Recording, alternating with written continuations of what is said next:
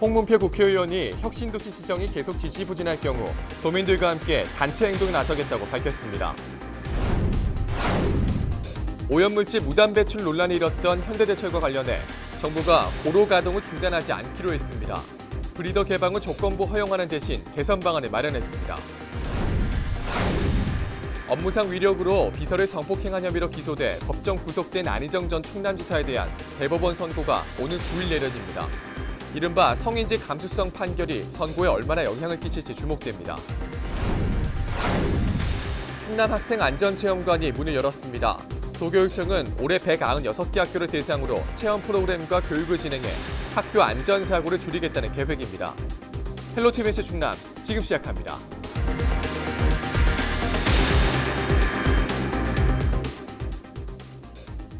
여러분 안녕하십니까? 헬로티비 뉴스 충남입니다.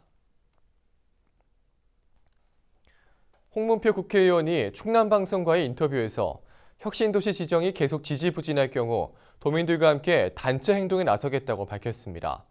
홍성 예산지역 현안에 대한 국회의원의 입장을 한보모 기자가 들어봤습니다. 혁신도시법을 대표 발의한 홍문표 의원. 충남과 대전은 역차별을 받고 있다며 혁신도시 지정이 시급하다고 목소리를 높였습니다. 그러면서 지난 7월 국회 대정부 질문에서 이낙연 국무총리가 세종시도 충청권이라는 의견이 있다. 종합적인 검토가 필요하다고 말한 것과 관련해 대통령의 국정 철학과 어긋난다고 비판했습니다.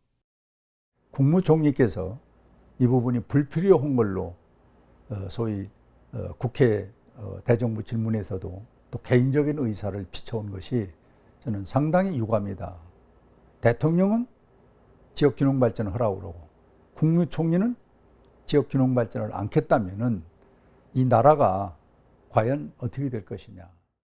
100만 서명운동 뒤에도 정부나 여당의 태도에 변화가 없을 경우에는 대규모 투쟁을 포함한 단체 행동에 나서겠다고 말했습니다. 이렇게 계속 간다면은 우리 뜻있는 우리 도민들 그리고 대전의 시민들이 행동으로 이 표현을 할 수밖에 없다. 거기는 몇 가지의 절차와 순서를 갖고 있는데 지금 공개하기엔 그렇고 적당한 시기에 총리의 답변이 정 없다든지 또 여당 의원들이 눈치만 보고 계속 간다면은 이건 단호한 거기에 대한 행동을 할 것으로 지금 준비를 하고 있다는 말씀을 드립니다. 서해선 환승 논란에 대해선 정부의 대책 마련을 촉구한 상태라고 밝혔습니다. 홍성에서 서울까지 1시간 이내로 주파할 것이라는 당초 전망과 달리 최근 국토부가 환승을 검토하면서 예상 이동 시간도 늘어난 상황. 충청권에서는 상실감과 허탈감을 호소하며 서해선과 신안산선 직결을 촉구하고 있는데 홍 의원은 이달 초순안으로 국토부가 대안을 제시하기로 했다고 전했습니다. 환승이란 얘기는 나온 일이 없어요. 이건 중간에 실무자들이 임의로 국책사업을 소위 민자사업으로 바꾸는 데서 이 문제가 생긴 것입니다. 그것을 지난번 관계자를 불러서 추궁을 했고 거기에 대한 대안을 조속한 시일 날에 갖고 온다고 그러니까 일단 기다려보고 있는 이 상황이다. 이렇게 말씀을 드립니다. 삽교역 신설을 놓고 홍성과 예산 지역에서 찬반이 엇갈리고 있는 상황에 대해선 더불어 잘 사는 것이 중요하다며 정부의 객관적인 정책 결정을 따라야 한다는 입장을 보였습니다. 장래역을 신설역으로 하자. 이것이 지금 저거마치 한 7년 정도 됐기 때문에 갑자기 나온 문제는 아닙니다. 그래서 이 문제에 대해서는 관계 기관에서 냉철한 지금 검토를 하고 판단을 해서 국가가 결정하는 것을 따를 수밖에 없는 그런 저는 견해를 말씀드리겠습니다. 홍 의원은 당분간은 내포 신도시 공공기관 이전을 위해 힘을 쏟을 계획이라고 덧붙였습니다. 헬로티비 뉴스 한보호입니다.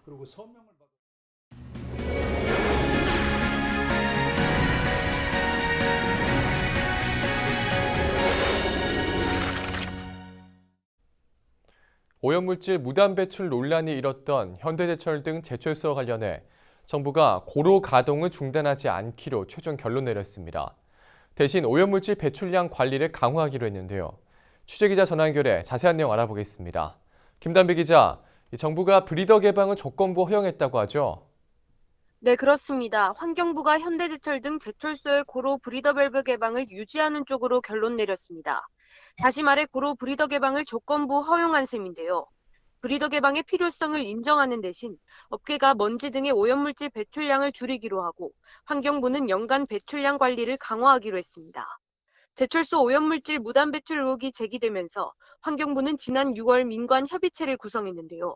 협의체는 2달 동안 미국 현지 조사를 비롯해 업계 저감 방안 등을 따져봤고 6차례 논의한 끝에 이같이 결론 내렸다고 밝혔습니다. 네. 자, 이렇게 되면 조업장지 처분을 받은 현대제철 좀 어떻게 되는 겁니까? 네, 이번 결정으로 충남도로부터 조업정지 처분을 받았던 현대제철은 우려했던 고로 중단 사태를 모면하게 됐습니다. 충남도는 현대제철이 고로 브리더를 열어 오염물질을 무단 배출했다며 대기환경보전법 위반 혐의로 10일 조업정지 행정처분을 내렸었는데요. 그러자 현대제철은 고로가 10일 멈추면 최대 1조 원의 피해가 난다며 중앙행정심판위원회에 집행정지 신청을 했고 이에 따라 청문회와 행정 취소 심판 절차를 밟고 있던 중이었습니다. 네. 앞서 브리더 개방을 하는 대신 오염물질 배출량을 줄인다고 얘기를 했는데 구체적으로 좀 어떤 개선 방안이 마련됩니까? 네, 브리더란 고로 상부에 설치된 안전 밸브로 용광로 내부 압력이 일정 이상 높아지면 열리도록 된 장치인데요. 문제는 밸브가 열릴 때 먼지 등의 대기오염 물질이 방출된다는 겁니다. 오염 물질을 줄이기 위해 먼저 제철소는 작업 절차를 개선합니다. 정기 보수를 하기 전 고로 연료에 사용하는 석탄가루 투입을 최소 3시간 전에 조기 중단하고 압력 조정을 위한 풍압도 낮추기로 했습니다. 실제로 국립환경과학원이 현대제철 등 브리더 상공 오염도를 시범 측정한 결과 석탄가루 투입을 앞당겨 중단했더니 먼지가 적게 배출되는 것으로 확인됐습니다. 또 제철소는 브리더를 개방할 때 개방 일자와 시간, 조치 사항 등을 자치단체와 지방환경청에 보고합니다. 환경부는 오염물질 배출 관리를 강화하는데요. 고로에 대한 규제 수준을 마련하는 한편 제철소에서 배출하는 연간 오염물질 총량에 브리더 개방 시 배출되는 오염물질을 포함하기로 했습니다. 네, 잘 들었습니다. 네, 지금까지 김단비 기자였습니다.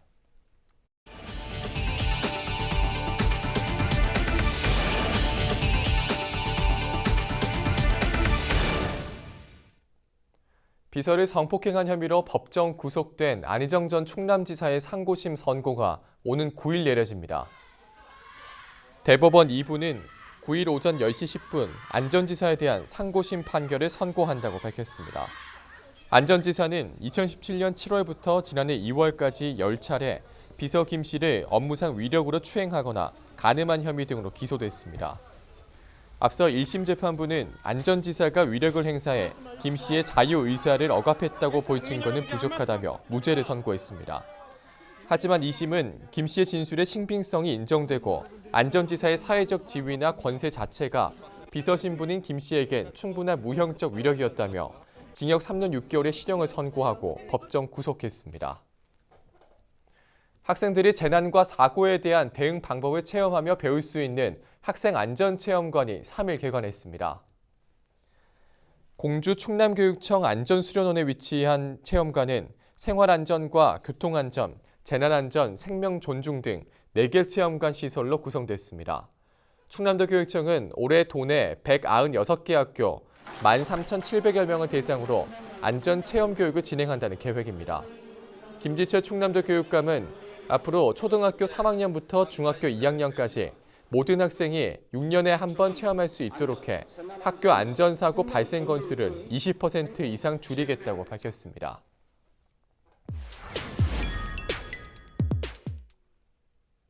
우리 지역의 궁금한 이야기들을 파헤쳐보는 온라인 콘텐츠 뉴스토리 시간입니다. 지리적으로 인접한 서산시와 태안군은 30년 전만 해도 하나의 행정구역으로 묶여 있었다고 하는데요. 당시 어떤 일들이 있었는지 토박이 주민들에게 들어봤습니다. 정선영 기자입니다.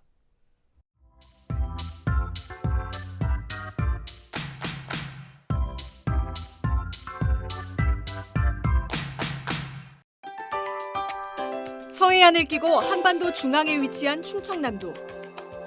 찬란한 백제 문화가 꽃피운 충절과 양반의 고장. 현재 인구 218만 명이 살고 있는데요. 전국 17개 광역시도 가운데 딱 절반 정도인 8번째로 많습니다. 그동안 충남의 인구는 얼마나 변했을까요? 당시 무슨 일이 있었는지 토박이 주민들의 이야기를 직접 들어봤습니다.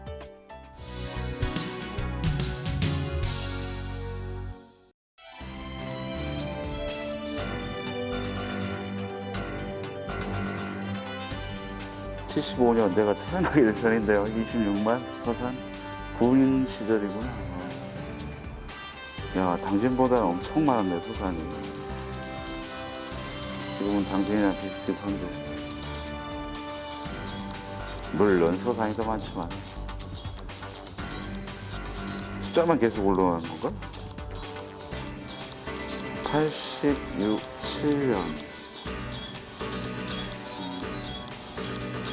89년 서산시 태안군 그게 1989년 1월 1일 서산군과 태안군이 분리됩니다. 사실 정확히 말하자면 원래의 모습으로 돌아간 건데요. 일제강점기 일본군은 행정구역 개편으로 태안군을 없애고 서산군에 통합시켰습니다. 이후 지역에선 복군 추진운동이 일어났고 75년 만에 태안군은 잃었던 명칭을 다시 되찾게 됩니다. 조경해놓은 태안군 광장에 가보면은 복군 추진 기념탑이 있어요. 그 돌로 한 그 뒤에 보면은 복군 추진 의원들의 명단이 쭉 기록이 돼 있는데 당시 최연소 복군 추진 의원이었습니다. 진짜야? 이건 팩트예요. 역사적 팩트. 최연소 복군 추진 의원이었어요. 20대. 당시 태안에선 축제 분위기였다고 하는데요. 오랜 시간 서산 주민으로 살다가 갑자기 주소가 바뀌자 웃지 못할 해프닝도 있었다고 합니다. 그게 이제 편지 쓰는 게 서산군 태안읍 뭐 이렇게 썼었는데 태안군 태안읍으로 하려니까 조금은 헷갈렸죠. 이제 그 정도는 헷갈렸고 어디서 사냐 그러면은 서산 산다. 서산이라고나 했나요? 옛날엔 서산유 이렇게 얘기했는데 태안으로 이제 분군 복군이 되면서 그런 것들이 이제 조금은 시간이 걸리더라고요. 그런 게 이제 정착이 되고 익숙해지기까지는. 전형적인 시골 농촌이었던 서산은 1980년대부터 천수만 대규모 간척 사업과 대산 임해공업 지역 등 서해안 개발 붐을 타고 급격히 발전했습니다. 서산 쪽에 극장이 2개인가 있었어요. 그래서 친구 녀석과 함께 좀 어린 나이에 좀 성인 극장에 몰래 들어가서 좀 해서 본 적도 있고 일단 추억이 그렇습니다. 특히 대산공단에 현대오일뱅크와 하나토탈 등 국내 3대 석유화학단지가 조성되면서 인구가 15만 명까지 증가했습니다. 공단 쪽에 사람들이 서산에 터를 잡고 뭐 울산에서 오신 분, 아래쪽에서 오신 분이 많더라고요. 제가 알기로는. 그리고 또 호수공원에 이제 그쪽이 번창하다 보니까 그쪽에도 상가도 많이 생기고 덕분에 뭐 땅값은 엄청 뛰었지만은. 토박이 주민들에게 들어본 생생한 지역 이야기. 앞으로 충남은 또 어떤 변화가 있을까요?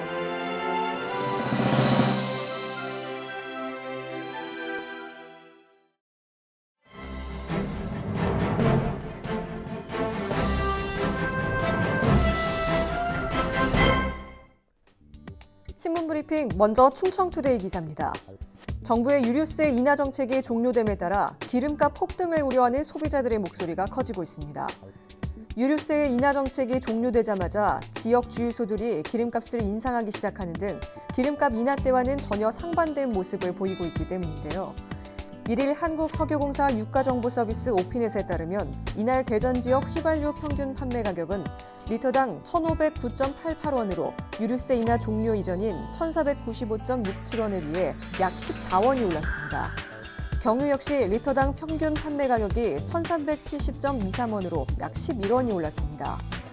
충남과 충북도의 휘발유 평균 판매 가격은 각각 1,506.81원과 1,507.62원으로 나란히 오름세를 기록했습니다.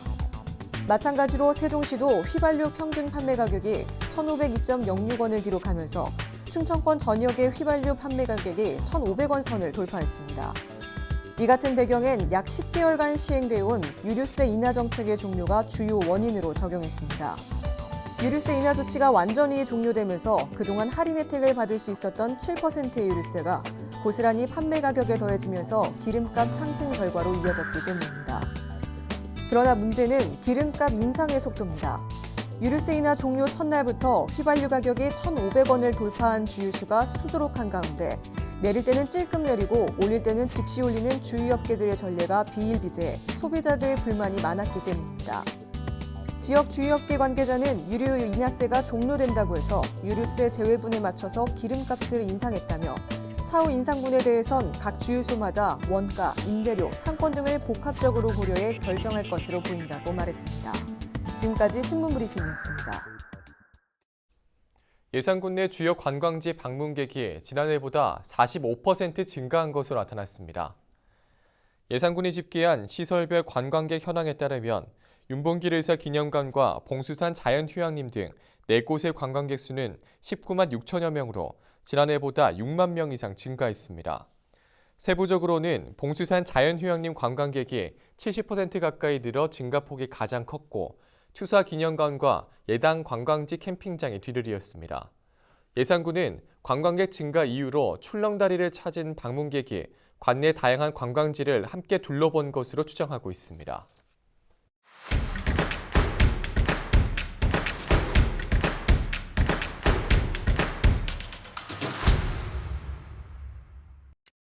당진 지역 이통장들이 일본의 부당한 경제 보복 행위에 대한 규탄문을 발표했습니다.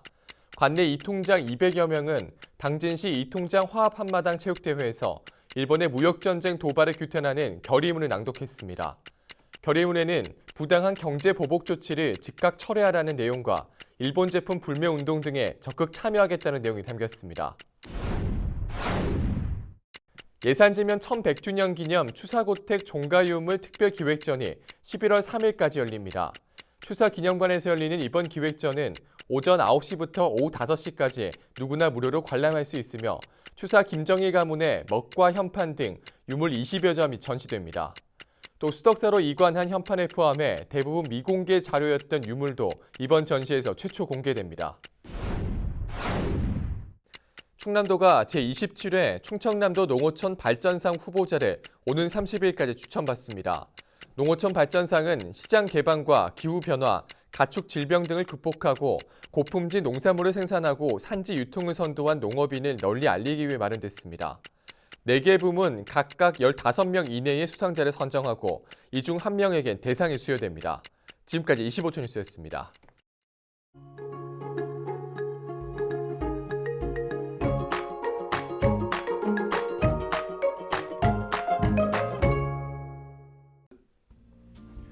날씨와 생활입니다.